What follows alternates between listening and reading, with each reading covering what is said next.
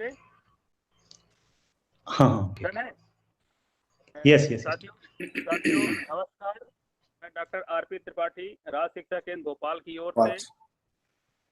आवाज कम आ रही है आपकी।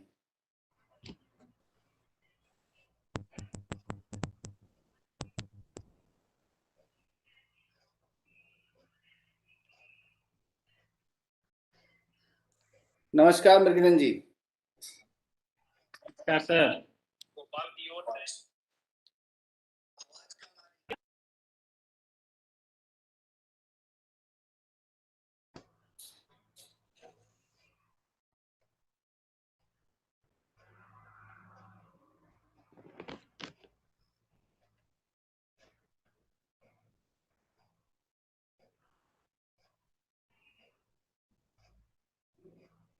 नमस्कार साथियों, सर आवाज आ रही है? हाँ जी आ रही है। नमस्कार साथियों, मैं डॉक्टर आरपी त्रिपाठी राज शिक्षा केंद्र भोपाल की ओर से सभी का स्वागत कर रहा हूं। मैं स्वागत कर रहा हूं आईआईटी इंदौर की टीम का, जो आज उपस्थित है डॉक्टर नीरज शुक्ला जी, डॉक्टर मृगेन दुबे जी और डॉक्टर आशीष कुमार जी और जो उनके सहयोगी हैं।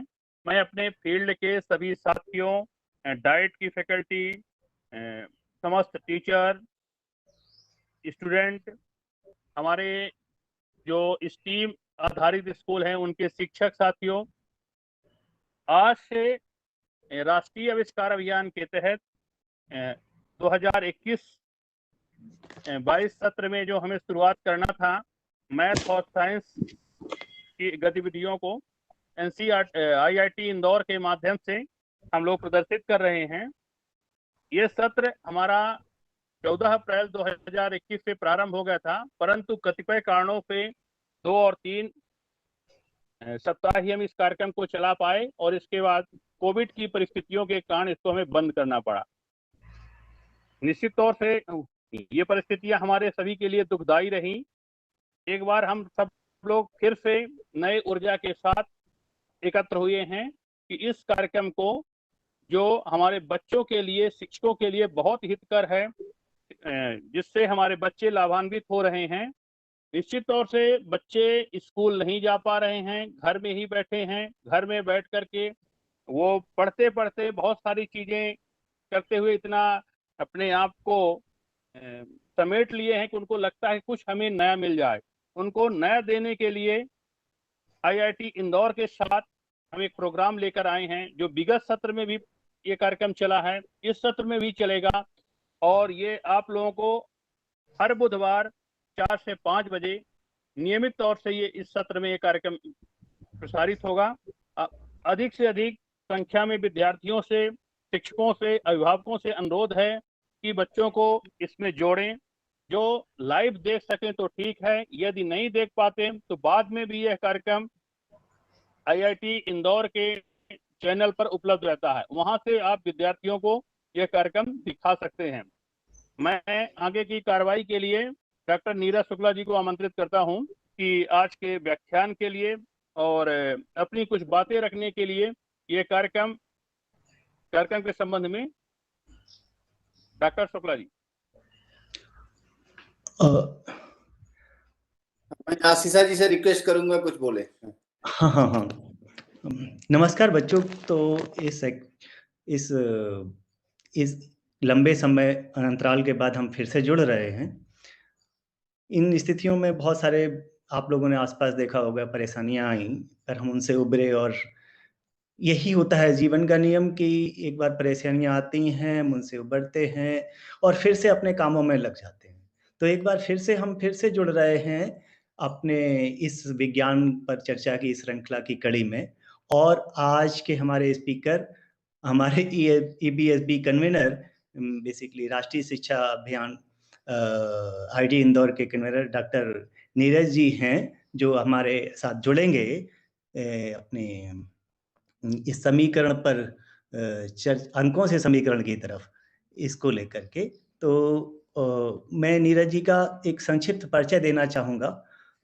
उसके लिए मैं थोड़ा सा स्क्रीन शेयर कर रहा हूँ अपनी।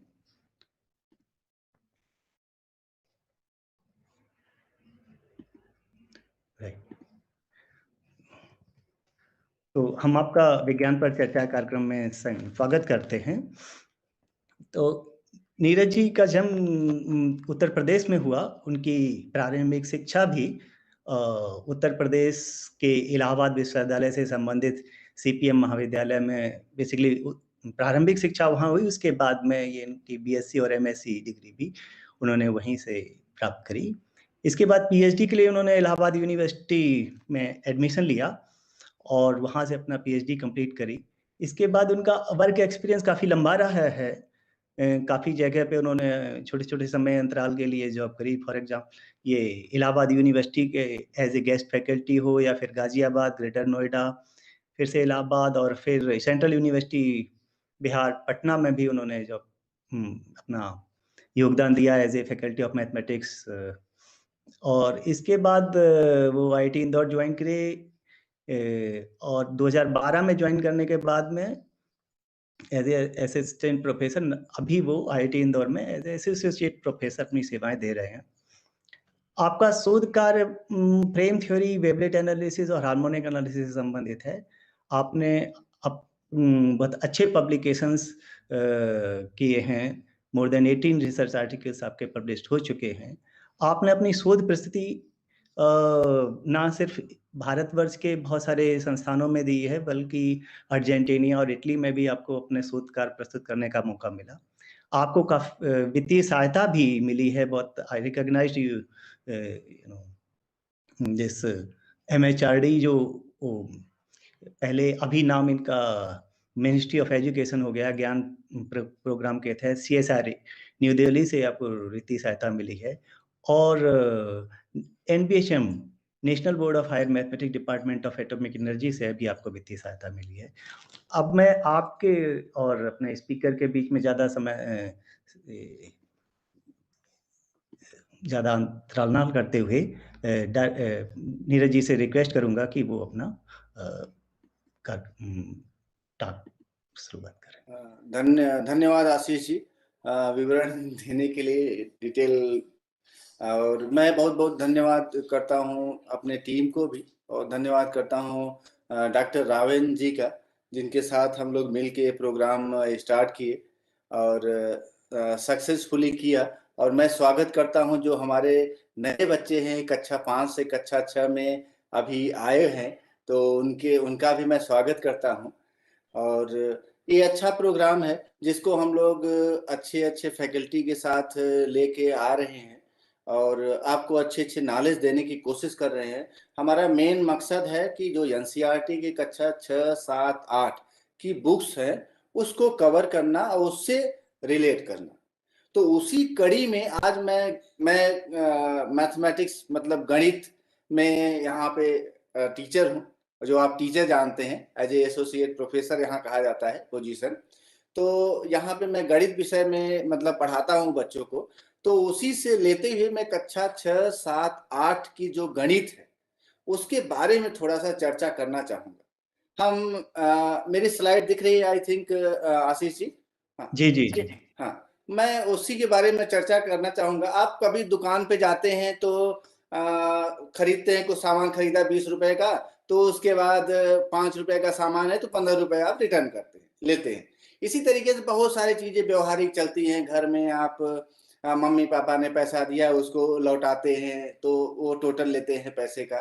लेकिन अगर मान लीजिए कुछ ऐसी बहुत बड़ी चीज है कि जिसको हम ऐसे अंकों में सॉल्व न कर पाए, मतलब हमारे पास इजी काम नहीं है, जैसे कोई पुल बनाने जा रहा है, हाँ, कुछ इस तरीके से हम कुछ आपको पिक्चर से समझाने की कोशिश करेंगे कि यहाँ पे हम अंकों से अगर करने जाएंगे तो मेरे लिए बहुत डिफिकल्ट होगा। मैं आपको उदाहरण भी एक दूंगा कि जो बहुत बड़े गणितज्ञ थे हमारे भारत के, उन्होंने कुछ एक अच्छा सा श्लोक लिखा था, हाँ, संस्कृत में, उसके बारे में चर्चा करूंगा। तो इसीलिए मैंने टाइटल रखा है अंकों से समीकरण की तरफ। तो मेरा ये भी अनुरोध है बच्चों से कि अगर उनको कुछ नहीं समझ में आता है तो चैट बॉक्स में वो लिखें। और स्पेशली जो कंटेंट मैंने लिया है वो इंटरनेट और एनसीईआरटी बुक कक्षा 6, 7, 8, तो जिससे कि आप सीक्वेंस में पढ़ सकें और आप जब भी किताब खोलें, जब भी एनसीईआरटी की बुक ओपन करें, उस समय आपको दिखे कि हाँ ये तो सर ने डिस्कस किया था, तो मैं थोड़ा सा आगे पढूं, थोड़ा सा आगे पढूं। इस तरीके से सोचिए। उसको हो सकता है आपको कोई चीज एक बार में ना समझ में आए, फिर दूसरी बार जाना पड़े, तीसरी बार जाना पड़े, लेकिन धीरे धीरे समझ में आ जाएगा। फिर अपने टीचर के साथ डिस्कस करिए। चलिए आगे बढ़ते हैं थोड़ा सा। ये देखिए कि आप ये क्या है जानते हैं, 1 2 3 4 5 6 ये आपके पास है ना।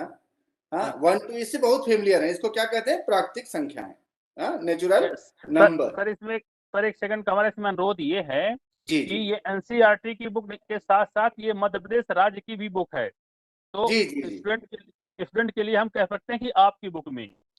हाँ, स्टूडेंट, ये एक तरीके से आपकी बुक है, तो स्टैंडर्ड एनसीईआरटी है और आपका एमपी बोर्ड का, और स्पेशली हम हिंदी को फॉलो करते हुए कर रहे हैं, हिंदी नहीं, को लेते हुए उसी को हम कर रहे हैं ना। सर हम राज्य में एनसीईआरटी की बुक लगा दिए हैं, तो ये बुक जी अपनी जो अपनी ही है, मतलब अपनी किताब में वो देख सकते हैं। ठीक ठीक। तो ठीक है जी। डॉक्टर रावण जी ने अच्छी बात बताई, बच्चों आप नोट करिए। तो उसी तरीके से प्राकृतिक संख्या आपने जान लिया, नेचुरल नंबर 1 2 3 4 5 1 2 3 4 ये जानते ही हैं। पूर्णांक के बारे में आपको पता ही है, हाँ, जिसको होल नंबर कहते हैं, जो कि 0 से ले लेते हैं आप, 0 1 2 3 4 या 1 2 3 4 जो भी कहिए। हाँ, पूर्ण संख्याएं। इसी तरीके से पूर्णांक आप इंटीजर जिसको कहते हैं इंग्लिश में, तो आपका 0 1 2 3 4 और -3 -2 -1 ये ले लिया। इसी तरीके से परिमेय संख्या होती है जिसको रेशनल नंबर कहते हैं। और आप सिंपल गुणा भाग इसके केस में जानते हैं, जैसे ये है 8 × 3 आप जानते हैं, 8 × 3, 8 × 3 धन 6 मतलब 8 × 3 + 6 30 हो गया।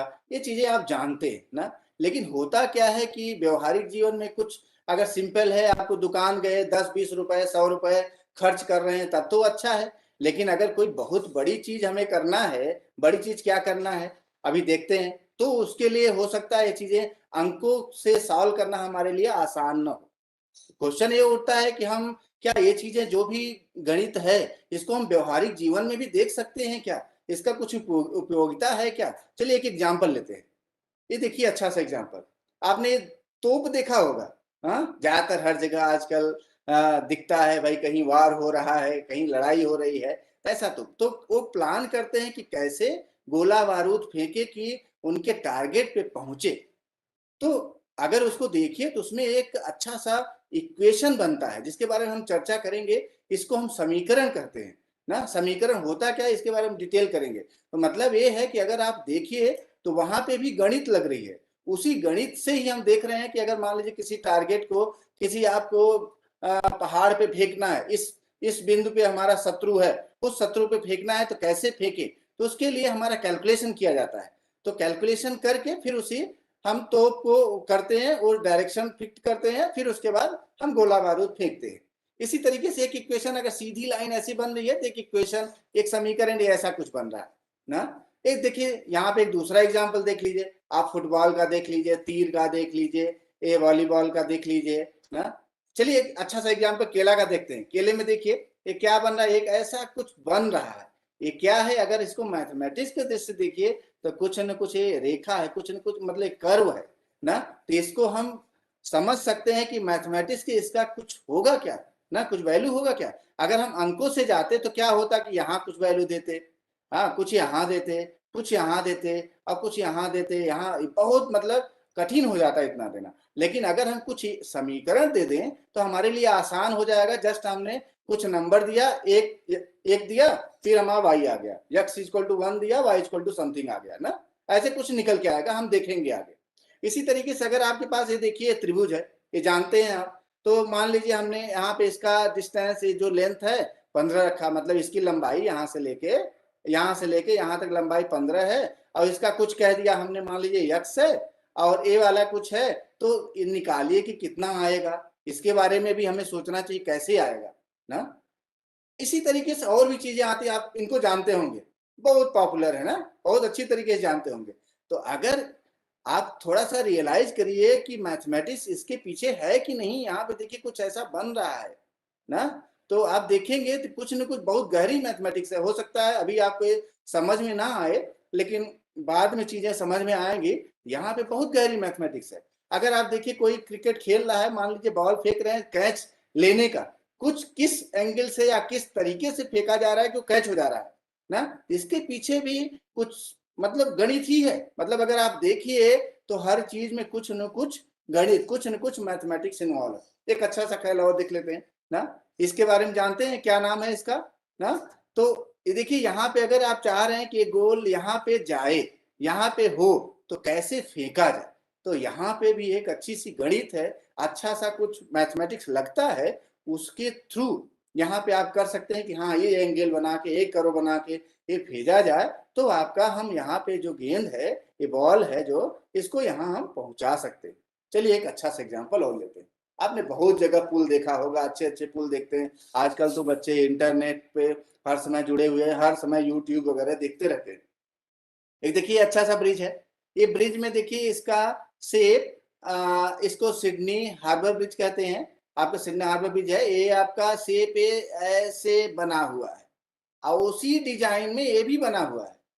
ये दूसरे जगह का ब्रिज है, हेल गेट ब्रिज ना। ये तीसरे जगह का ब्रिज है, टाइन ब्रिज ना। लगभग ये तीनों का मतलब आकृति सेम है, शेप सेम है ना ऐसे। तो क्या इसके पीछे भी जब बनाया गया होगा तब कुछ गणित लगाया गया था क्या ना। जैसे आप भविष्य में कक्षा 6, 7, 8 पास कर लेंगे, फिर सोचेंगे कि हम इंजीनियरिंग करने जाएं, तो इंजीनियरिंग क्यों करने जाएं, क्या जरूरत है, ये जो हमने गणित पढ़ा है इसका कहीं उपयोग होगा कि नहीं।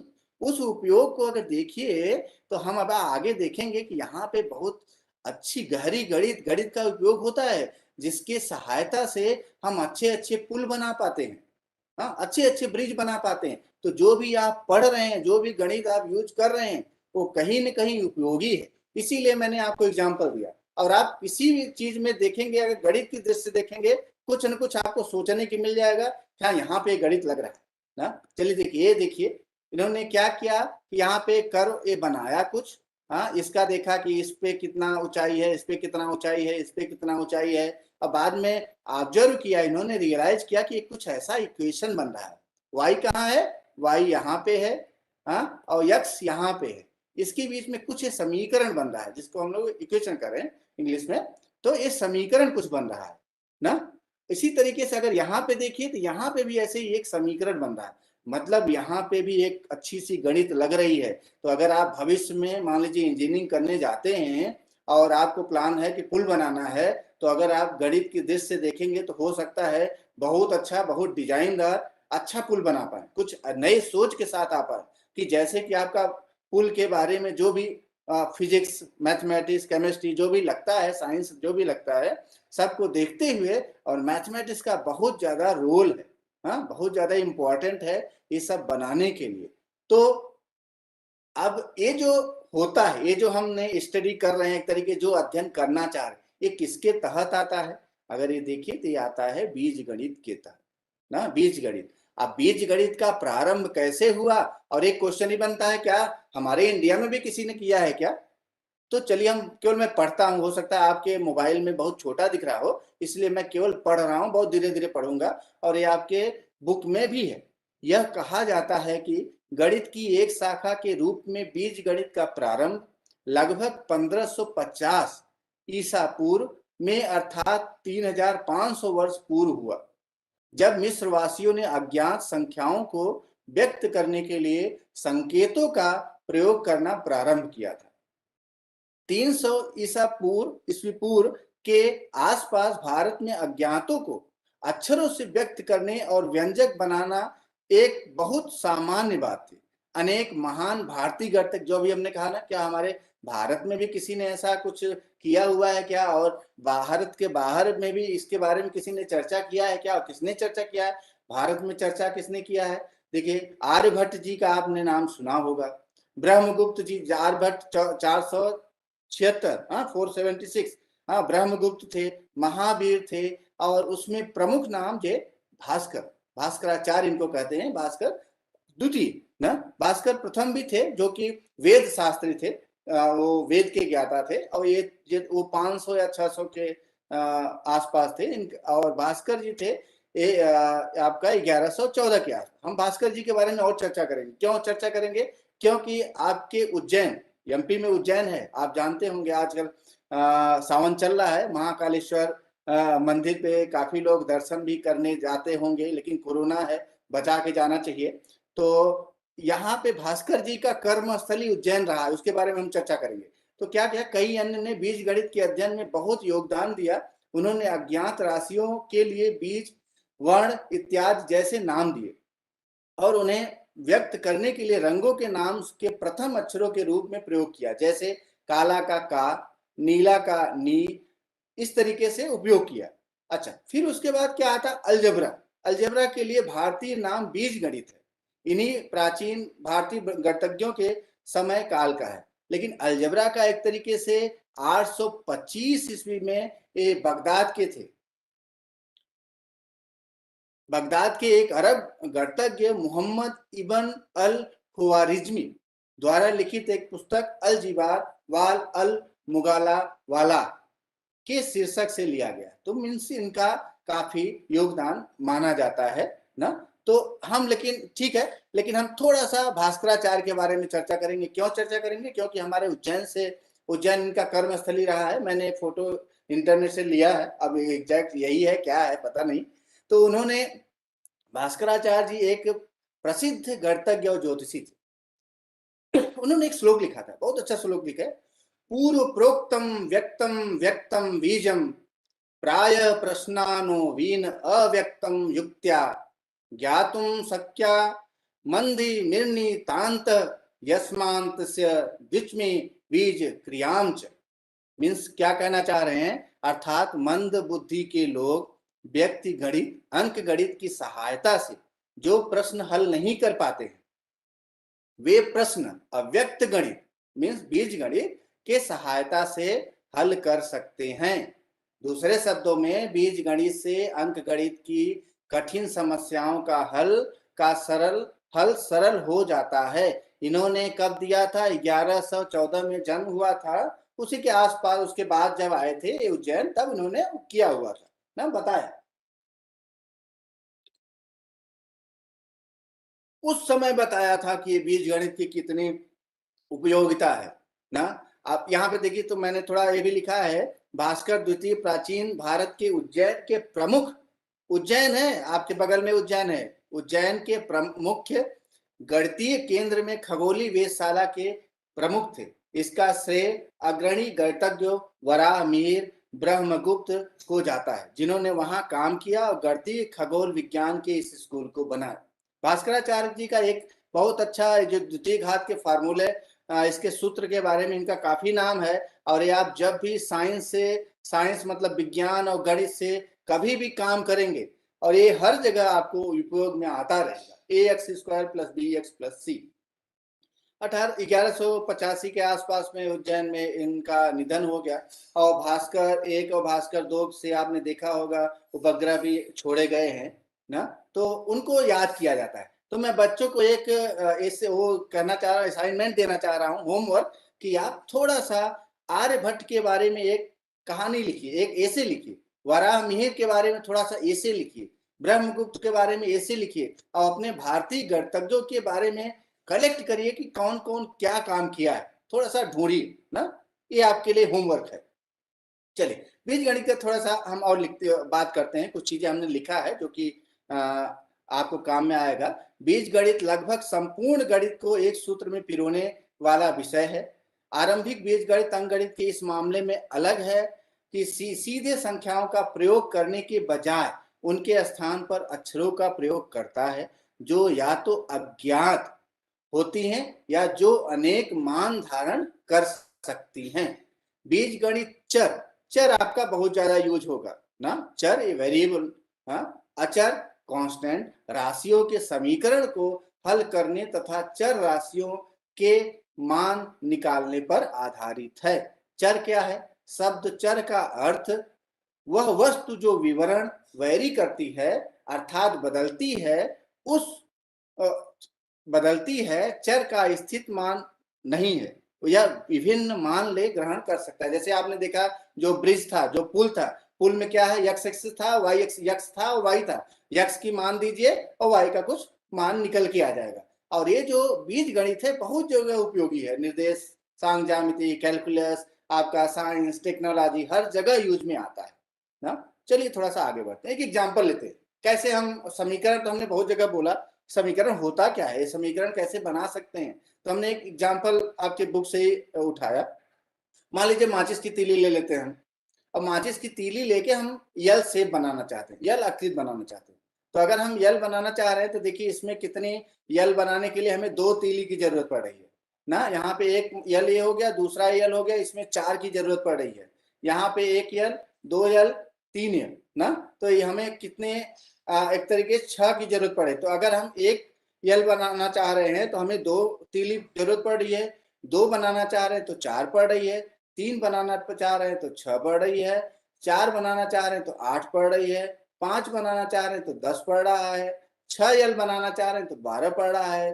तो अगर हमारे पास यल बनाना है तो कितने ना, अगर मान लीजिए यन हम मान लीजिए हमें 10 बनाना है, हाँ 10 हम यल बनाना चाह रहे हैं तो हमें कितना चाहिए, 20 माचिस की तीली की जरूरत पड़ेगी ना। ये हमने अपने से जो हम अंक गणित का जानते हैं उससे गुणा भाग करके बताया कि इतनी की जरूरत पड़ेगी, जस्ट 2 का पहाड़ा पढ़ा ना, उससे कर लिया।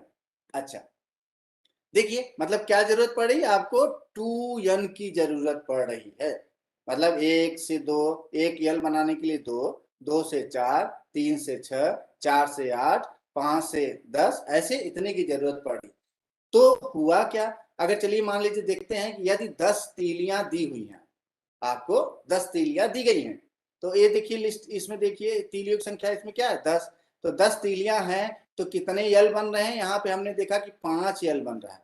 लेकिन अगर ये तो हमने अपने जो अंकों का आप जोड़ घटाना करते हैं घरेलू वाला, उससे हो गया। लेकिन अगर इसी को समीकरण से बनाने की कोशिश करें तो कैसे होगा, हमें आवश्यक तीलियां तो 2n थी तो 2n लिखा, और कितनी हमारे पास तीली है भाई 10 है ना। तो हमारे पास 2n इक्वल टू 10 हो गया, 2n इक्वल टू 10, 2n बराबर अपने 10 लिखा। तो यहां से देखिए तो कितना होना चाहिए, यन होना चाहिए 5।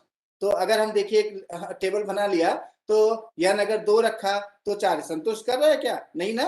केवल संतुष्ट कौन सा करेगा, ये संतुष्ट आपका करेगा ये वाला, केवल करेगा केवल ये 5 10, केवल यही वाला संतुष्ट कर रहा है उसको, और कोई संतुष्ट नहीं कर रहा है। मतलब आप 5 गुणित 2 करेंगे तभी 10 आएगा, नहीं तो नहीं आएगा। तो मतलब कहने का मतलब यह अभी हम कहना चाह रहे हैं कि जो 2n इक्वल टू 10 लिया, ये कुछ नहीं, एक तरीके से आपका समीकरण है ना। उसके बारे में और थोड़ा चलिए चर्चा करते हैं। एक और एग्जाम्पल लिया, मान लीजिए माचिस की तीली आपने लिया है, उससे हम सी बनाना चाह रहे हैं। तो एक सी बनाने के लिए आपको कितनी तीली की जरूरत पड़ी, 3 तीली जरूरत पड़ी है। इधर एक सी हो गया, दूसरा सी हो गया, कितने पड़े 1 2 3 4 5 6 तीली ना। इसमें देखिए 9 तीली। तो एक सी बनाने के लिए 3, 2 के लिए 6, 3 के लिए 9, 4 के लिए 12, जस्ट पहाड़ा आप 3 का पढ़िए, हाँ 5 15 ऐसे आ रहा है। तो मान लीजिए आप 18 तीली है आपके पास, हाँ 18 तीली है तो कितना बनेगा, कितने सी बनेंगे। तो हमने क्या किया, जैसे इसमें हो क्या रहा है कि देखिए हमने यहाँ पर 3 का पहाड़ा चल रहा है, तो 3 का 3, 3 दूनी 6, 3 त्रिका 9, 3 चौक 12 किया आपने, तो 3n इज इक्वल टू 18। तो 18 हमने रखा, तो कुछ नहीं आपका ये समीकरण है ना। लेकिन ये सेटिस्फाई इसको कौन कर रहा है, 3 में कितने का गुणा करेगा 18 आएगा, आपको 6 से गुणा करना पड़ेगा तभी 18 आएगा। तो ये है क्या, इसका नाम क्या है, 3n इक्वल टू 18। इसी को एक्चुअली समीकरण कहते हैं। लेकिन समीकरण तो कहते हैं, लेकिन जो यन है, यन को क्या कहते हैं, यन जो लिया है उसको क्या कहा जाता है, उसको कहा जाता है चर, चर उसको कहा जाता है ना। वेरिएबल जो हमने पहले लिखा था, तो वेरिएबल क्या है, एक चर को दर्शाने के लिए। अब क्वेश्चन होता है कि आपने कभी एक्स लिख दिया, कभी वाई लिख दिया, कभी एन लिख दिया, तो क्या कुछ फिक्स है क्या कि यही आप दर्शा सकते हैं, नहीं। जो पहले जो भारत वाले थे वो तो क्या करते थे, जैसे मान लीजिए कबूतर है तो कबूतर का क यूज कर लिया ना, खरगोश है तो उसका ख यूज कर लिया उसको दर्शाने के लिए। लेकिन आप बाहर जाएंगे ना, इंडिया से बाहर निकलेंगे जहाँ इंग्लिश चलता है तो वहाँ पे ABCD लोग यूज करते हैं, अदर कंट्री में जाएंगे तो दूसरा यूज करते हैं। इसीलिए देखिए आप कुछ भी यूज कर सकते हैं, M L P X Y Z जो भी आपको समझ में आए यूज कर लीजिए। याद रखिए एक चर वह संख्या है जिसका मान स्थिर नहीं होता, ये ध्यान रखिएगा ना, मान इसका स्थिर नहीं होता है। जैसे संख्या 5 या संख्या 100 का कोई अन्य दी हुई संख्या एक चर नहीं, ये क्या है, एक फिक्स नंबर है, इसको आप 5 को 6 नहीं कर सकते, 5 6 के बराबर नहीं होगा, 5 5 के ही बराबर होगा। इसी तरीके 100 जो है 100 के ही बराबर होगा ना, इसका मान स्थिर है। इसी प्रकार जैसे मान लीजिए त्रिभुज ले लिया, तो त्रिभुज में कोणों की संख्या 3 फिक्स है, 3 से ज्यादा नहीं हो सकता, ना 3 से कम हो सकता है। तो क्या इसी तरह एक चर नहीं है, इसी तरह चतुर्भुज ले लिया तो उसमें आपका 4 ही स्थिर है। तो मतलब आपको ध्यान रखना है कि चर क्या है और ना, तो यह भी एक चर नहीं है, परंतु उपरोक्त उदाहरण जो हमने देखे हैं में यन एक चर है। जो अभी हमने माचिस की तीली से यल बनाया, माचिस की तीली से सी बनाया, तो जो यन यूज किया उसको चर कहा जाता है, क्योंकि वहां पे वैल्यू 1 भी ले सकते हैं, 2 भी ले सकते हैं, 3 भी ले सकते हैं। ठीक है, चलिए कुछ और देखते हैं, कुछ बनाते हैं व्यंजक। सरिता के पास अमीना से 10 कंचे अधिक है, क्या फायदा है? मतलब जो हमने समीकरण की बात किया, जो चर लिया है, चर से हम कुछ बनाना चाह रहे हैं व्यंजक, कुछ पद कैसे लिखेंगे? कह रहे हैं सरिता के पास अमीना से 10 कंचे अधिक है। तो मान लेते हैं कि अमीना के पास 10 कंचे हैं और 10 कंचे अधिक हैं। मान लीजिए आपके पास 10 रुपए है और कोई किसी के पास 20 रुपए है, तो आप क्या कहेंगे? 10 में 10 रुपए जोड़ेंगे ना, तभी तो 20 रुपए होगा। तो हमने क्या किया, x+10 लिख दिया। सरिता के पास x+10 कंचे हैं, x+10 कंचे हैं ना। इसी तरीके चलिए दूसरा एग्जांपल लेते हैं। बालू राजू से 3 वर्ष छोटा है ना, वो 3 साल छोटा है ना। तो आप क्या करेंगे? पहला काम यही होगा कि आपको एक चर मानना है, एक यक्ष मानना है। तो राजू की आयु आपने यक्ष मान लिया, और कितना छोटा है, जितना छोटा है उतना तो घटाना पड़ेगा ना, इसमें हमने जोड़ा था और यहाँ घटाना पड़ेगा। तो हम घटा दिए x-3, हाँ x-3 आपका ये हो गया। ठीक है, चलिए दूसरा एग्जाम्पल ले लेते हैं। विकास की आयु राजू की आयु की 2 गुनी है। तो हमने तो पहले माना कि राजू की आयु यक्ष है, तो 2 गुनी कह रहे हैं, तो विकास की आयु कितना गुणा करना पड़ेगा? 2 गुनी है तो 2 से मल्टीप्लाई करिए। मतलब क्या हुआ कि x+x, 2 बार x को जोड़ दिया आपने ना, तो x+x, उसी को हम 2x लिख रहे हैं, तो 2x वर्ष हो गया। एक और एग्जाम्पल ले लेते हैं। राजू के पिता की आयु राजू की आयु की 3 गुने से 2 वर्ष अधिक है। तो पहला काम आपका वही है कि मानना राजू की आयु x वर्ष है, तो राजू के पिता की आयु सेट करना है। कैसे करेंगे? पहले इन्होंने कहा, क्या कहा? राजू के पिता की आयु राजू की आयु की तिगुने, तो हमने पहले 3 से गुणा कर दिया, और फिर कह रहे से 2 वर्ष अधिक है, तो हमने क्या किया? 2 वर्ष जोड़ दिया। तो ये आपका जो व्यंजक बना, जो पद बना, वो 3x+3x+2 बना ना। ओके, इसी तरीके से बहुत सारा एग्जाम्पल दिया है, आप देख लेंगे। हाँ, इस जब आप वीडियो देखिएगा दोबारा तो स्लाइड रोक के फिर से देख लीजिए, ऐसे आपको बहुत सारे एग्जाम्पल मिल जाएंगे अच्छे अच्छे। तो ये आपको प्रैक्टिस भी करना चाहिए, और किताब में जाएंगे तो ये सब किताब में है, उसमें और भी उदाहरण दिया गया है, और भी एक्सरसाइजेज है उसमें, तो उससे और भी आप व्यंजक बनाने की कोशिश करिए। व्यंजक क्यों बनाएंगे? क्योंकि व्यंजक हमें समीकरण बनाने में काम देगा। ठीक है, चलिए आगे बढ़ते हैं। समीकरण क्या है? एक समीकरण चर पर एक प्रतिबंध होता है। आपको याद होगा हमने क्या किया था? 3n=18 लिखा था, 3n=18, और उधर लिखा था 2n=10 लिखा था।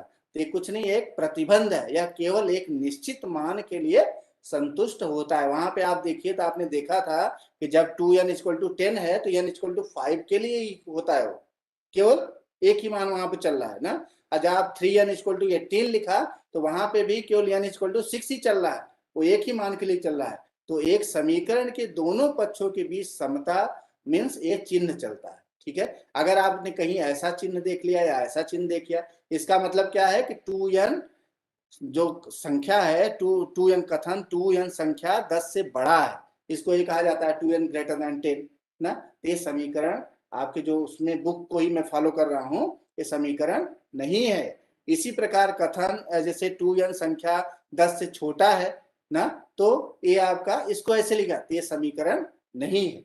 ठीक है, चलिए और एक आगे एग्जाम्पल लेते हैं। एग्जाम्पल बहुत जरूरी है, गणित में तो बिना एग्जाम्पल के और बिना एक्सरसाइज के आप अच्छा नहीं कर सकते हैं। जितना आप प्रैक्टिस करेंगे उतना ही अच्छा कर पाएंगे। तो यक्ष के तिगुने और 11 का योग 32 है। तो हमने क्या किया? यक्ष लिया, उसका तिगुना 3x किया, और उसको फिर 3x किया, और 3x धन 11 हो गया आपका। यक्ष के तिगुने और 11 का योग 32 है, तो पहले तो 3x प्लस 11 लिखा और इसको कर दिया 32, 32। तो ये आपका एक तरीके से क्या है, समीकरण। ऐसे आपने क्या किया इस वाले दूसरे नंबर में, यदि किसी संख्या के 6 गुने में से आप 5 घटाए तो 7 प्राप्त होता है। तो 6 लिया और उसका 6 गुना मतलब z लिया, z का 6 गुना किया तो 6z हुआ और उसमें से 5 घटा दिया तो क्या हो रहा है, 7 आ रहा है। तो इसको हमने 6z - 5 = 7 कर दिया। ठीक है, इसी तरीके से एग्जाम्पल आप ले सकते हैं, आयु, राजू की आयु और राजू के पिता की आयु और राजू की आयु, तो उससे बनाएंगे तो उससे लिखेंगे 3y + 5 = 44। तो ये आपने लिखा, हम इधर ना नहीं जा रहे हैं, आप थोड़ा सा इसको देखिएगा। ठीक है, ऐसे आप देख सकते हैं कि ये आपका है समीकरण है। तो समीकरण, इसमें चर क्या है, चर x है। ये आपका जो है, अगर शुरू में याद हो तो जो मेरी दूसरी स्लाइड थी उसमें मैंने कुछ लिखा था 8 × 3 = 24। लिखने का मतलब मेरा यही था, इसको संख्यात्मक समीकरण कहा जाता है ना। लेकिन आप बीजी समीकरण में जा रहे हैं, बीजगणित में पढ़ रहे हैं, तो हम इस तरीके से बात कर रहे हैं x लेके। इस तरीके समीकरण नहीं, इसका चर n है और ये समीकरण है, ये आपका समीकरण है, ये नहीं ना। ठीक है, चलिए बात करते हैं। वहां पे अगर आपको याद हो कि 3n = 18 था, तब हमने n = 6 बोला था, तो निकला कैसे, 2n = 10 था। तो अगर बड़े बड़े इसी तरीके से ये समीकरण है, कैसे सॉल्व करेंगे। तो अगर चलिए हम छोटा सा एक एग्जांपल लेके चल रहे हैं कि x + 10 = 30 है ना। तो कैसे करें, क्या करिए आप, पहला आपका काम है कि जो चर है उसको यहाँ पे सिंगल रहने दीजिए और 10 जो है इस साइड लाने की कोशिश करिए। मतलब यहाँ आपको 0 बनाना है, तो 0 बनाने के क्या करिए, 10 से घटाइए। जैसे ही 10 से आपने घटाया तो 10 यहाँ घटा रहे हैं। जैसे आपके पास तराजू है, तराजू को में अगर दोनों तरफ बराबर रखना है तो आप 1 किलो 1 किलो दोनों साइड रखेंगे ना, या 10 किलो 10 किलो दोनों साइड रखेंगे जब तराजू बराबर पे है। नहीं तो क्या होगा, किसी तरीके से ज्यादा हो जाएगा, किसी तरीके से कम हो जाएगा। तो आपको रखेंगे तो x + 10 - 10 = 30 - 10 हुआ। तो यहाँ पे 10 - 10 0 हो गया, तो 0 को किसी में जोड़िए कोई फर्क नहीं पड़ता, और यहाँ 20 हो गया तो x = 20। तो x = 20 जो है, x = 20 जो है, ये इसका एक सोल्यूशन है, मतलब हल है। तो हल का क्या डिफिनीशन है, क्या ये देखिए, समीकरण में चर का वह मान जो समीकरण को संतुष्ट करता है उसी को कहा जाता है हल। एक एग्जांपल और ले लिया, p - 3 = 7। तो वही काम करिए जो यहाँ पे क्या 0 बनाना है हमें, तो इसमें यहाँ माइनस है ना, घटाया है इसमें, तो उतना जोड़ दीजिए, जोड़ेंगे तो 0 बना दीजिए इसको। तो ये आपका इतना ही बैलेंस करना है, इधर कर दिया तो p + 10 10 आपका, ये आपका आ गया p = 10। तो ये आपका एक हल है, उसका सोल्यूशन है। ठीक है, ऐसे आप यहाँ पे बहुत सारे एग्जांपल दे सकते हैं कौन काम कर रहा है। जैसे समीकरण आपने ये लिया, इसका सोल्यूशन x = 10 होगा क्या, अभी आपने देखा नहीं होगा ना। ये ले लिया तो इसका सोल्यूशन क्या ये होगा, अभी आपने देखा था नहीं होगा, लेकिन ये ले लिया तो ये हो जाएगा ना। इस तरीके से आप देख सकते हैं, बहुत सारे उदाहरण आपकी किताब में है ना, तो उस पर मैं नहीं जा रहा हूं, आगे बढ़ता हूं। एक क्वेश्चन और ले लेता हूं, किसी संख्या के तिगुने, तो सबसे पहला क्या काम है आपका, संख्या को मानना। संख्या आपने x मान लिया, उसका तिगुना कितना है, 3x हुआ, और 11 का योग 32 है। तो 3x और 11 आपने जोड़ा तो 32 आ रहा है। तो यह संख्या क्या होगी, निकालते हैं। चलिए वही काम जो अभी हमने किया, ये क्या करना है हमें, ये इस 11 है 11 है, इसको इस साइड लाना है, इसको यहाँ पे लाना है पहले। तो हमने क्या किया, 11 - 11 दोनों साइड में -11 एक तरीके से कर दिया। तो ये आपका 0 हो गया ना, 0 हो गया, 21 हो गया। अब आपका बचा क्या, 3x = 21। तो 3 से भाग दीजिए इधर, तो x = 21/3, तो कितना आया, 7 आया। तो यही 7 आपका संख्या होगा। देखिए जोड़ दीजिए आप, 32 आ जाएगा। ठीक है ना। तो ऐसे देखिए आप, ऐसे बहुत सारा उदाहरण देख सकते हैं अपने। लेकिन अभी हमने क्या किया, अभी हर जगह हम क्या कर रहे थे कि समीकरण था और समीकरण से हल बना रहे थे। लेकिन क्वेश्चन ये आता है कि क्या हल है तो हल से समीकरण बना सकते हैं क्या ना। अभी जैसे x = 5 मान लीजिए आपका है कोई, तो समीकरण बन सकता है। तो इसमें मान लीजिए 4 हमसे गुणा कर देते हैं, तो 4x = 20, तो ये भी एक समीकरण हो गया। अब मान लीजिए इसमें 3 से घटा भी देते हैं तो ये आ गया, ये भी एक समीकरण हो गया। तो मतलब एक हल से आपको बहुत सारा समीकरण ऐसे बनाया जा सकता है ना। तो ये कुछ एग्जाम्पल हो। अब लेकिन अभी तक जो हमने डिस्कस किया, जो अभी तक किया, वो सिंपल जिसमें यक्स चल रहे थे। लेकिन आप रियल लाइफ में जब जाएंगे, जब मान लीजिए आप पुल बनाना चाह रहे हैं, या फिर आप मिलिट्री में अगर गए, कर्नल वगैरह हुए, तो आपको कहा गया कि ऐसा आप लगाइए तो कि जाके वो शत्रु को मारे ना, तो आप गणित लगाएंगे तो कुछ इस टाइप का समीकरण बनेगा। जब इस टाइप का समीकरण बनेगा तो सोचेंगे कैसे हल करें भाई ना।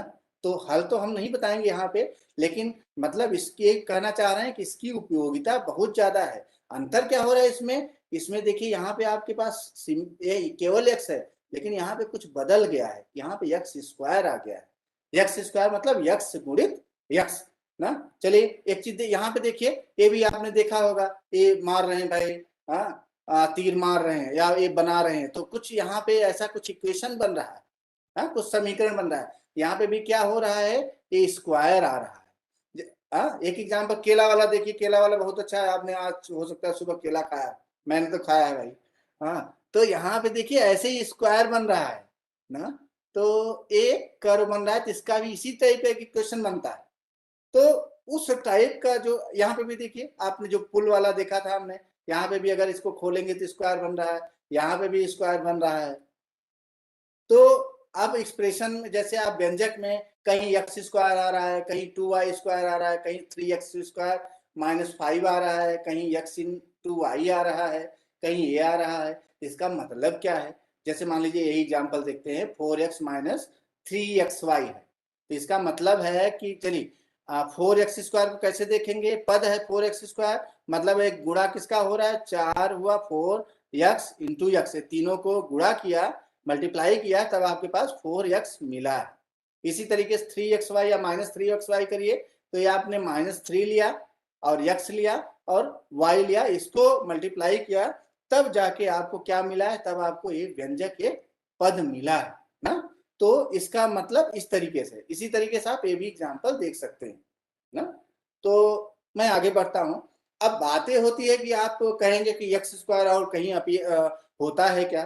तो चलिए एक हम ले लेते हैं, मान लीजिए आपने एक बिंदु लिया, फिर इस तरीके से 4 बिंदु ले लिया आपने, इसी तरीके से 9 बिंदु ले लिया, 16 बिंदु ले लिया, 25 ले लिया, 36 ले लिया। तो अगर देखिए तो एक को हम लिख सकते हैं, एक गुणित एक, 1 इंटू 1 इक्वल टू 1 स्क्वायर लिख सकते हैं। 4 को लिख सकते हैं, 4 है ना ये वाला, तो 4 को लिख सकते हैं 2 इंटू 2, 2 स्क्वायर लिख सकते हैं। 9 है, 9 को 3 इंटू 3, 3 स्क्वायर लिख सकते हैं। 16 है, 4 इंटू 4, 4 स्क्वायर लिख सकते हैं। 25 है, 5 इंटू 5, 5 स्क्वायर लिख सकते हैं ना। तो n स्क्वायर को n इंटू n लिख दिया, मतलब जो x स्क्वायर आ रहा है वो कुछ नहीं, आप ऐसे एग्जाम्पल से समझ सकते हैं ना, इसलिए एग्जाम्पल दिया हुआ है। तो अभी मैंने इसके बारे में चर्चा किया, लेकिन बात ये होती है कि जैसे यहाँ पे हमने ये 5xy है, तो जो 5 है इसको क्या कहा जाता है? 5 को कहा जाता है xy का गुणांक ना। जैसे यहाँ पे xyz है, तो इसको 10 जो है 10 को क्या कहा जाएगा? ये कहा जाता है xyz का एक गुणांक है ना। मान लीजिए आपने -7xy x square Y square है, तो x स्क्वायर वाई स्क्वायर का गुणांक क्या है? -7 है ना। तो अब कहीं हम गुणांक यूज कर रहे हैं तो गुणांक का मतलब समझिएगा, हाँ ये नंबर में हमने किया हुआ है। ऐसे आप बहुत सारा एग्जाम्पल देख सकते हैं, जैसे एक्स वाई प्लस 4 में है, तो आपका एक पद हो गया एक तरीके से, और इसका संख्यात्मक कितना आ रहा है इसको देख सकते हैं, इसको देख सकते हैं, ऐसे बहुत सारा एग्जाम्पल देख सकते हैं। गुणनखंड यक्स वाला पद, यक्स वाला पद आपका क्या है? इसमें 4x है, हाँ इसमें क्या है? -x है। यहाँ पे क्या है? आपका वाई स्क्वायर एक्स है। यहाँ पे क्या है? यहाँ पे -5xz है। ठीक है, तो अब क्वेश्चन आता है कि पद तो बात किया, लेकिन ये होता है ना, जैसे मान लीजिए दो लोग हैं, तो कौन गरीब है कौन अमीर है, कौन क्या दोनों बराबर है क्या? ये हमारा क्वेश्चन उठता है ना। तो हम हर समय कंपेयर करते हैं लोग, ये तो नेचुरल बात है। तो वही चीज है कि समान और असमान पद क्या है। यहाँ देखिए हमने कुछ लिखा है, जब पदों के बीजीय गुणनखंड का एक जैसे ही हो तो वे ना, ये आपके सेम टर्म हुए, समान टर्म हुए। जब आपके बीज भिन्न है तो आपके क्या है?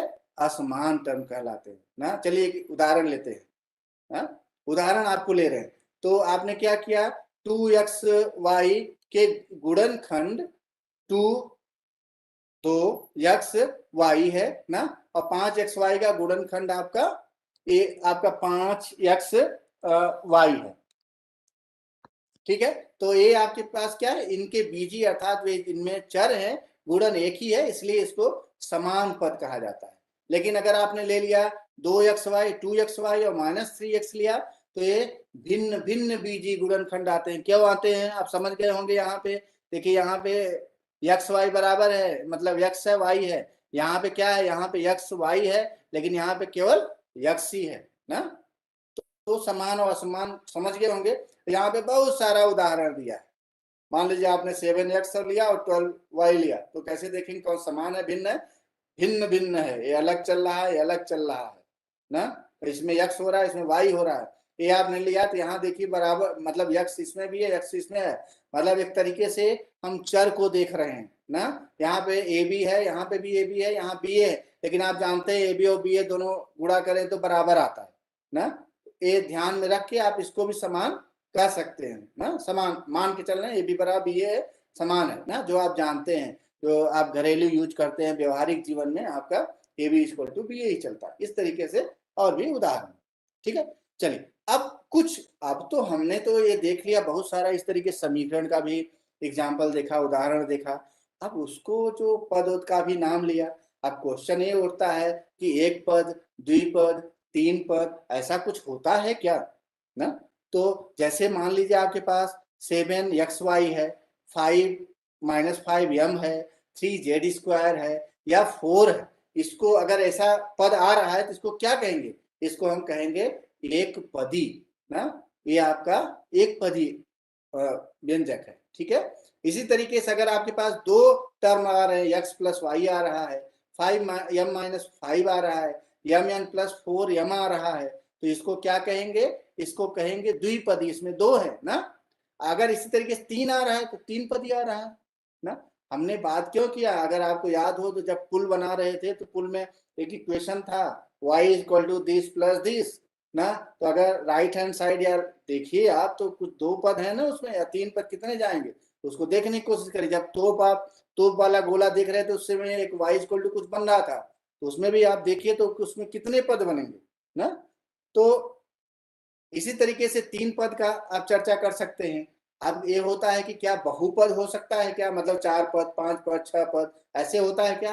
हाँ होता है, उसी को हम बहुपद कहते हैं और उसको कहते हैं पॉलिनोमियल इंग्लिश में, जो कि बहुत बहुत उपयोगी है आपके भविष्य में। जब भी आप साइंस से रिलेटेड, मैथ से रिलेटेड, या फिर आप और कुछ भी व्यवहारिक जीवन में करने जाएंगे, बीजगणित लगाने की कोशिश करेंगे, तो हर समय आपको ये पॉलिनोमियल का आपको काम में आएगा ना।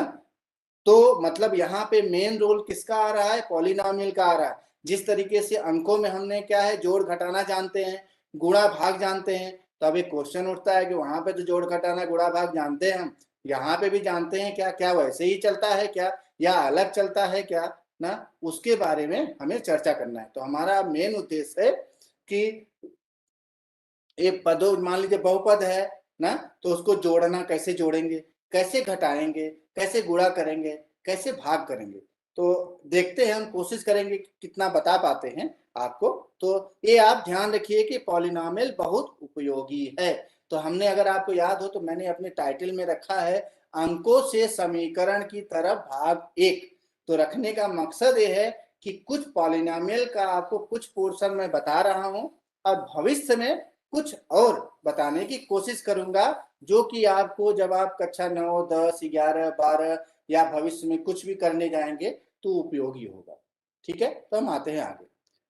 अब मान लीजिए आपने किया कि 3x + 4x लिखा हुआ, तो कैसे जोड़ेंगे ना, कैसे जोड़ेंगे, मतलब जोड़ना है आपको। तो 3x का मतलब क्या है कि 3 × x, 4x का मतलब है 4 × x। तो आप क्या करिए, जो x वाला कॉमन दिख रहा है ना, अलग सा दिख रहा है, x वाला सेम दिख रहा है, और 3 और 4 तो अलग दिख रहे हैं, तो 3 और 4 को एक ब्रैकेट में रख लीजिए और x को बाहर निकाल लीजिए।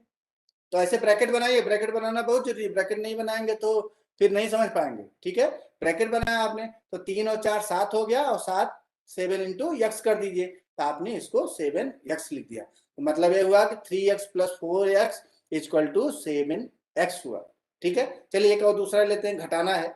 7n माइनस 4n ना, 7n में से 4n घटाया, तो चलिए 7n मतलब 7 गुणित 9 n किया, 4 गुणित n किया। अब वही n देखिए दोनों में बराबर है, सेम है ना, तो उसको बाहर निकाल लीजिए और ब्रैकेट संभाल के करिए, ब्रैकेट बहुत जरूरी है। तो 7 माइनस 4 करिए, 4 इसके माइनस इसके साथ ले लीजिए, 4 के साथ 7 माइनस 4 इंटू n करिए, 3 इंटू n मतलब ये 3n आ गया, ठीक है। तो आपके पास 7n माइनस 4n कितना आ गया, 3n आ गया। तो आप घटाना भी ऐसे कर सकते हैं, गुणा भी मतलब जोड़ भी ऐसे कर सकते हैं, लेकिन आप ध्यान रखिए कि यहाँ भी x है और यहाँ भी x है, तभी हम ऐसा कर रहे हैं। यहाँ भी n है, यहाँ भी n है, तभी हम ऐसा कर रहे हैं। मतलब समान पद वाले हम कोशिश कर रहे हैं कि जोड़ने की या घटाने की। चलिए एक एग्जांपल और देखते हैं आगे। मान लीजिए आपके पास 8xy है, 4xy है, 2xy है, तो उसी तरीके से आप लिखिए 8 into X cross 8 into X Y, 4 into X Y, 2 into X Y, फिर वही एक्स वाई कॉमन लीजिए, हाँ ब्रैकेट बनाइए, संभाल के ब्रैकेट बनाइए, हाँ 8 प्लस 4 प्लस 2 तो 14 आ गया। ये क्या हुआ, इसको जोड़ दिया हमने उसी तरीके से, तो ये हो गया। ठीक तरीके से देख रहे हैं, जो अंकों का आपका जोड़ घटाना गुणा भाग जानते हैं वही काम कर रहा है, वो बहुत जरूरी है।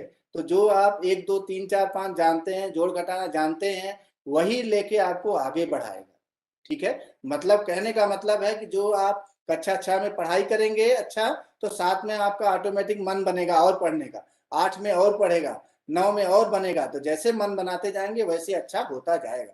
उसी तरीके से एक उदाहरण ये भी आप देख सकते हैं। हमने क्या किया, 12m square minus 4m square plus 5m minus 9m minus 7m plus 10। आप सोच रहे होंगे बीच बीच में इंग्लिश बोल देता हूँ, बीच में हिंदी बोल देता हूँ, तो आप ठीक है, तो आप अपने हिसाब से मैनेज करिए, क्योंकि मेरा तो प्रैक्टिस जो अभी करंट का प्रैक्टिस है वो इंग्लिश का है, तो थोड़ा सा होता है, खिचड़ी आ जाती है। तो यहाँ पे क्या किया, हम सेम पद लेने की कोशिश कर रहे हैं, जैसे 12m स्क्वायर 12m स्क्वायर और 4m स्क्वायर, तो 12 माइनस 4m स्क्वायर लिया, तो m स्क्वायर जो देखिए बराबर वाला पद है, सेम पद है, तो उसको कॉमन ले लिया, और यहाँ पे यम तो यम ले लिया एक। तो हमने ये देखिए यम के साथ यम स्क्वायर को नहीं किया, अलग रखा है, यम स्क्वायर वाला अलग रखा है और यम वाला अलग रखा है। फिर जोड़िए घटाइए, आप आराम से करिए, जोड़िए घटाइए, घटाते घटाते हमें ये पा गए, जोड़ा घटाया ऐसे करके इसको सरल कर दिया, ठीक है। चलिए कुछ और एग्जाम्पल लेते हैं। जोड़ा, ये देखिए इसको लिया और इसको जोड़ा ना, तो आपके पास 7x square minus 4x plus 5 है, 9x माइनस 10 है। तो आपका x स्क्वायर तो यहाँ पे है लेकिन यहाँ पे नहीं है, ठीक है, तो यहाँ पे कहीं नहीं है, तो 7x स्क्वायर हमने रख लिया। अब यहाँ पे 4x है माइनस 4x है, 9 है, तो इसको जोड़ा हमने जो अभी जानते हैं उससे, आपका 4 और 9 जोड़ा माइनस 4 है और 9 है, तो 5 आ गया, 5x, और आपके नहीं यहाँ पे भी 5 है और माइनस 10 है, आपके ये माइनस 5 कर दिया, ठीक है ना। इसी तरीके से आप ये भी उदाहरण देख सकते हैं, आप और भी उदाहरण देखिए, जितना सॉल्व करेंगे उतना अच्छा होगा। और हमने देखिए कुछ यहाँ ऊपर में लिखा हुआ है यहाँ पे, तो इसको पढ़िएगा ना, मतलब हम समान पद से आप जोड़ने और घटाने की कोशिश करते हैं, ठीक है। हम घटाने का बात थोड़ा सा कर रहे हैं, घटाने में आपको ध्यान देना, जैसे आपने एक पद ए लिया व्यंजक और दूसरा ए लिया ना, 30 AB plus 12B plus 14C ना, 30AB plus 12B plus 14A, 24AB minus 10B minus 18A, ठीक है। तो अगर माइनस करना है आपको तो क्या करना होगा, यहाँ पे आप माइनस रखेंगे, यहाँ प्लस है, यहाँ माइनस है, यहाँ माइनस है, यहाँ प्लस है, यहाँ प्लस माइनस है तो यहाँ प्लस, ऐसे आपको बनाना होगा। ध्यान रखिए यहाँ अगर हम कुछ नहीं लिख रहे हैं तो इसका मतलब यहाँ पे प्लस है, ठीक है, यहाँ पे इसका मतलब प्लस है, तो यहाँ माइनस आएगा, यहाँ माइनस है तो प्लस आएगा, ठीक है, माइनस है प्लस। अब उसी तरीके से जैसे आप जोड़ते घटाते वैसे करिए, आपका याद आएगा। उसी तरीके यहाँ पे भी, यहाँ प्लस है तो यहाँ माइनस लिखा, यहाँ माइनस है तो यहाँ प्लस लिखा, यहाँ प्लस है तो यहाँ माइनस लिखा, यहाँ माइनस है तो यहाँ प्लस लिखा। ये आपको घटाने में ध्यान देना है, और घटाने में ध्यान देंगे तो आप घटा ले जाएंगे। हाँ, ये आपको बहुत जरूरी, इसको जितना ज्यादा प्रैक्टिस करेंगे उतना अच्छा होगा। तो अगर देखिए यहाँ पे मैं ओके, तो जैसे 4x लिखा तो आपको पहले ही बताया था, 4x का जैसे 2x लिखा था, 2x का कुछ नहीं, आपका x प्लस x मतलब है, तो 4x है तो मतलब x धन x धन x धन x मतलब 4 टाइम्स मतलब 4x हुआ। 4 इंटू 3x लिखा तो हमारे पास कुछ नहीं, 3x 4 टाइम जोड़ा तो ये आपका 12 है। इसी तरीके से x इंटू 3y लिखा तो आप ऐसे ही इसको लिख सकते हैं और ऐसे भी लिख सकते हैं, आपका 3xy आ गया। इसी तरीके से भी एग्जाम्पल देख लीजिए, और भी उदाहरण आप ऐसे देख सकते हैं गुणा करने का। तो अगर हम x इंटू x था तो x स्क्वायर था, और x स्क्वायर में एक x और हमने गुणा कर दिया तो कितना आएगा आपका x क्यूब आ जाएगा।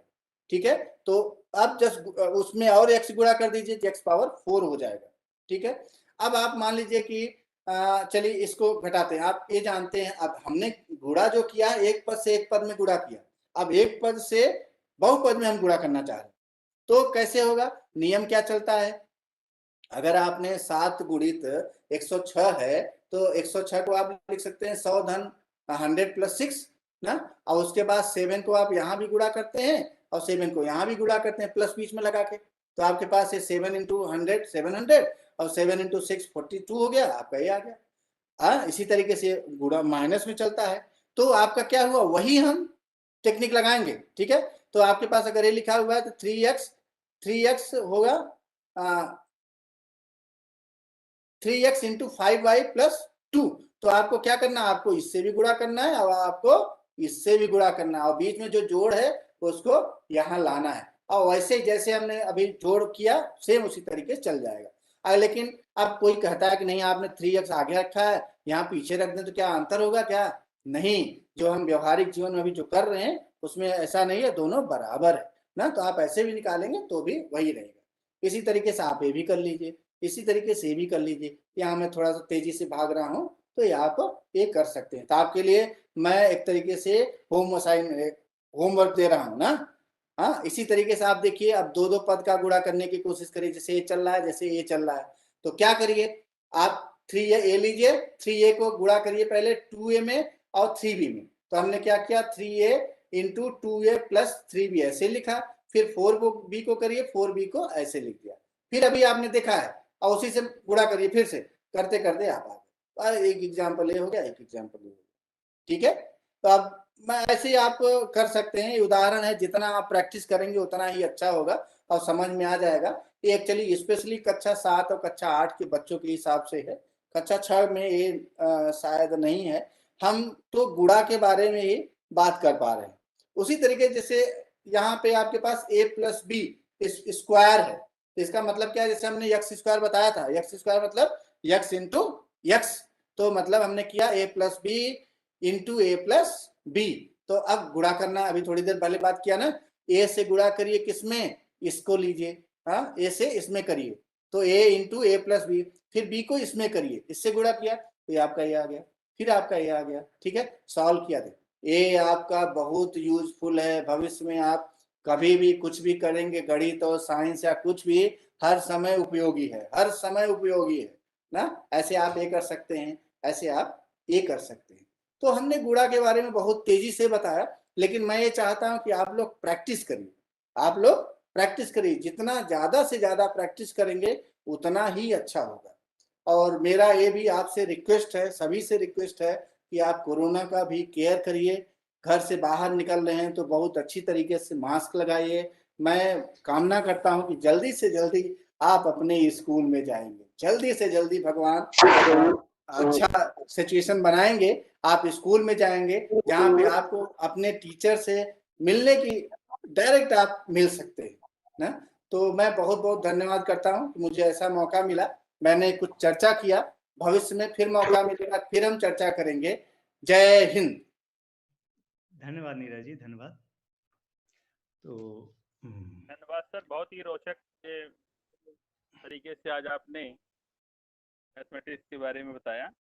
मैं अपने फील्ड के जो हमारे शिक्षक साथी और विद्यार्थी जुड़े हैं उनसे मैं अनुरोध करना चाहूँगा कि ज़्यादा से ज़्यादा आप लोग चैट करें, चैट बॉक्स में अपने प्रश्न लिखें। आप लोगों के निश्चित तौर से अगला एपिसोड जब होगा उसमें आप लोगों के नाम लिए जाएंगे। तो आप लोगों से अनुरोध है कि अधिक से अधिक संख्या में जुड़ें और अन्य साथियों को भी, अपने विद्यार्थियों को भी जोड़ें ताकि अधिक से अधिक संख्या में लोग इससे लाभान्वित हो सकें। हम आपके लिए हर बुधवार के दिन आईआईटी का प्रोग्राम लेकर आ रहे हैं और हर शुक्रवार के दिन अब आईशर भोपाल का प्रोग्राम लेके आएंगे। तो दोनों प्रोग्रामों में आप लोग अधिक से अधिक संख्या में जुड़िए। साथियों, ये दोनों राष्ट्रीय संस्थान हैं। राष्ट्रीय संस्थान के लोगों से मिलना, उनके बारे में जानना समझना विद्यार्थियों के लिए बहुत ही लाभप्रद है। साथ में हमारे शिक्षक साथियों के लिए भी लाभप्रद है कि वो नए तरीके से नई बारीक जानकारियों को हासिल कर रहे हैं। तो आप लोग इस पेन कापी लेकर के भी बैठें और कुछ चीज़ों को नोट करें और जो आपकी शंकाएं हों उनको चैट बॉक्स में आप डालें। निश्चित तौर से उनके जवाब भविष्य में दिए जाएंगे। मैं आज के कार्यक्रम के लिए अपने जो फील्ड के अन्य बीआरपी, बीएफई, पीएससी, डाइट फैकल्टी उन सब का आभार व्यक्त करता हूं कि वो लोग अधिक से अधिक संख्या में लोगों को प्रचार प्रसार किया और लोगों को जोड़ा, क्योंकि ये कोरोना काल के बाद ये पहला ऐसा कार्यक्रम है जो विद्यार्थियों के साथ सीधे संवाद हो रहा है। अभी तक हम ऐसे कोई कार्यक्रम नहीं कर पाए जिससे विद्यार्थी हमारे से सीधे जुड़े हों। तो निश्चित तौर से आज हमारे विद्यार्थी जुड़े हमारे साथ में, शिक्षक साथी जुड़े, हमारे BRC, BSc, CSC, diet faculty जुड़ी और निश्चित तौर से आज के कार्यक्रम से लाभान्वित हुए। मैं आभार व्यक्त करता हूं डॉक्टर नीरज शुक्ला जी का कि जो इस पूरे कार्यक्रम के आईआईटी की तरफ से नोडल अधिकारी भी हैं, लेकिन आज बहुत ही अच्छे तरीके से व्याख्यान दिया। मतलब एकेडमिक काम के रूप में जो आज हमने सुनने के लिए मिला, बहुत ही सरल और रोचक तरीके से मैथ में किस प्रकार से समीकरण बनाए जाते हैं और उनकी क्या उपयोगिता है, इस बारे में समझाया। निश्चित तौर से हमारे विद्यार्थी और शिक्षक आज लाभान्वित हुए होंगे और सर आपके अनुभवों से इसी प्रकार से हमारे प्रदेश के विद्यार्थी शिक्षक लाभान्वित होते रहेंगे, क्योंकि आप लोगों के लिए हिंदी बोलना बहुत ही कठिन काम है, लेकिन हमारे प्रदेश की आवश्यकताओं को देखते हुए आप पूरे प्रोग्राम को हिंदी माध्यम में लेकर आए हैं। इस सब काम के लिए मैं आपका आभार व्यक्त करता हूं। धन्यवाद रावेन जी, धन्यवाद। और मैं आईटी टीम की तरफ से हमारी आरए टीम के सभी सदस्यों का धन्यवाद करना चाहूँगा नीरज जी का, जिन्होंने शुरुआत में बहुत सारे एग्जाम्पल्स के तहत की सहायता से बच्चों को मोटिवेट किया और बाद में बहुत सारा समझाया, जो कि तुरंत तो नहीं, मुझे लगता है कि बच्चों को समझने के लिए उन्हें और प्रैक्टिस करनी पड़ेगी, जो कि मैं समझता हूँ कि बच्चे बाद में प्रैक्टिस भी करेंगे। अच्छा, हमारी टेक्निकल सपोर्ट के लिए प्रवीण कौशल को धन्यवाद। राज्य शिक्षा केंद्र की तरफ से हमारे सपोर्ट मिल रहा है और उन्हें भी बहुत बहुत धन्यवाद। हमारे बच्चे और शिक्षक जुड़े जिनके बिना हमारा प्रोग्राम असंभव है, उन सभी को बहुत बहुत धन्यवाद। नमस्कार। थैंक यू आशीषा जी। मैं इसमें कुछ थैंक्स में और लोगों का नाम जोड़ना चाहता हूं, जैसे नीरज सोनी, अजय कुशवाहा और भी लोग जुड़े हुए, मृगनयन जी, जो कि सपोर्ट करते रहते हैं हम लोगों का प्रोग्राम आगे बढ़ाने के लिए बहुत, और रावेन जी का स्पेशली हर टाइम पे हमें सपोर्ट मिलता है। हाँ, तो थैंक यू रावेन जी। आईआईटी की पूरी धन्यवाद सर, आईआईटी की पूरी टीम का आभार कि पूरी टीम जो डायरेक्ट और इनडायरेक्ट रूप से लोग सपोर्ट कर रहे हैं। बिना सभी के सपोर्ट के कार्यक्रम नहीं संचालित हो सकता है, बहुत कठिन काम है। मैं सबका आभार पुनः एक बार व्यक्त करता हूँ। धन्यवाद। Thank you. Praveen please close.